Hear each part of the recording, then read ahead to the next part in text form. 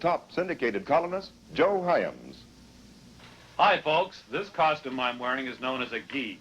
It's worn by participants and students of karate, one of the most devastating forms of self-defense ever developed.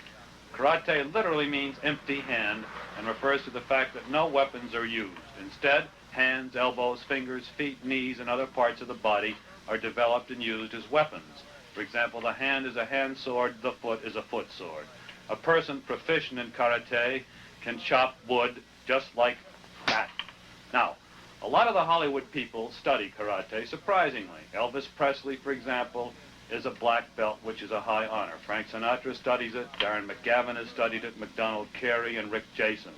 We're going to show you the power, speed, deadliness, and beauty of karate with one of the more famous students, star of screen, television, and karate, Mr. Nick Adams. Hi, Joe. Hi. I think the folks out there would probably like to meet Ed Parker here, our instructor, who is considered to be the foremost authority on karate in the continental United States. Ed? Thank you. I think Nick is a little prejudiced, Joe. Well, Ed, both Nick and I know a bit about how karate started, but I'm not sure that it's familiar to everyone. Could you tell us about it? Yes, I'd be glad to. The actual history is lost in the antiquity of time, although the Chinese are given credit for it.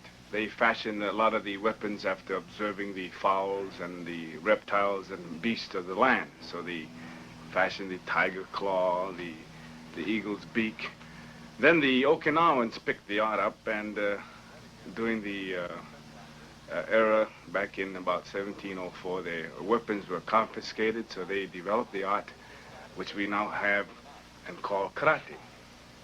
And karate made the long trip across the Pacific to Van Nuys, where it's in Nick Adams' converted garage, and now this is a gym, isn't it? Yeah, Joe, this was a three-car garage, and I converted it to a gym because I like to work out. I work out with the bag, the heavy bag and light bag, and with some weights, and Ed comes over, and we go through some movements, and I did it because, for one thing, I like to stay in shape because most of the pictures I do and television shows I do are, you know, physical type shows, and it keeps me in good condition both mentally and physically.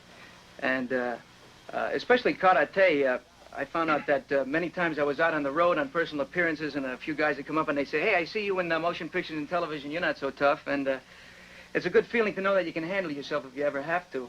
And have you ever had to use karate? Just once, yeah. Was it useful then? Yeah, I busted some guy's kneecap. But but actually he had it coming, and I'm sorry I asked.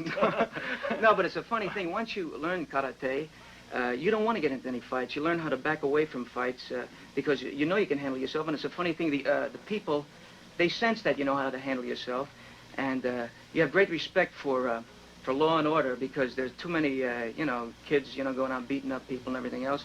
Has it helped you as an actor, too? It's helped me as an actor, yeah. It gives me tremendous confidence on the set. Sometimes you run into, you have, you know, temperamental actors who try to use a little muscle and things like that.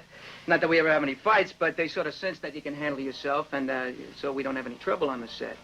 I'm sorry that I interrupted a lesson, Nick and Ed. Would you go back to doing what you were when I came in? Yes, I was just trying to show Nick a few of the weapons, like the use of the fingertips. We can use it to thrust with. We can use it to slice with. We can use it to claw with. And the claw could be overhead or up. We can use the side of the hand in many ways. Or overhead. We can use the elbow. We can use the foot in many ways.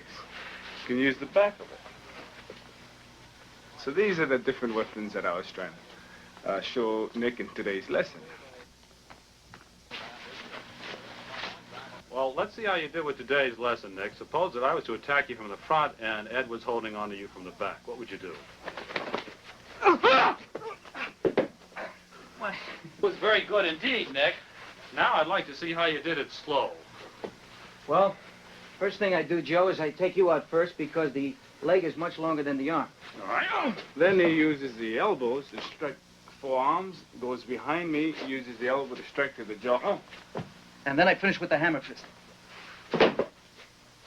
Well, you took us both out very well indeed. This little routine we just did right now is actually taken from a form of almost a dance. In fact, you might even call it Oriental shadow boxing. Ed, why don't you give the audience a demonstration of what we're talking about? Sure, that'll be fine.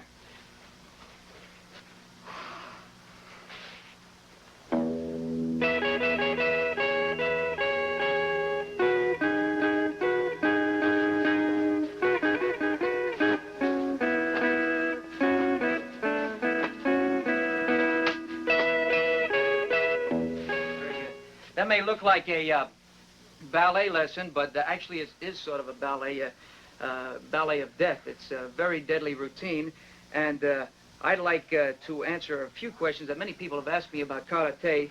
What would a karate man do up against a conventional fighter, a street fighter, or a boxer? And here's what would happen.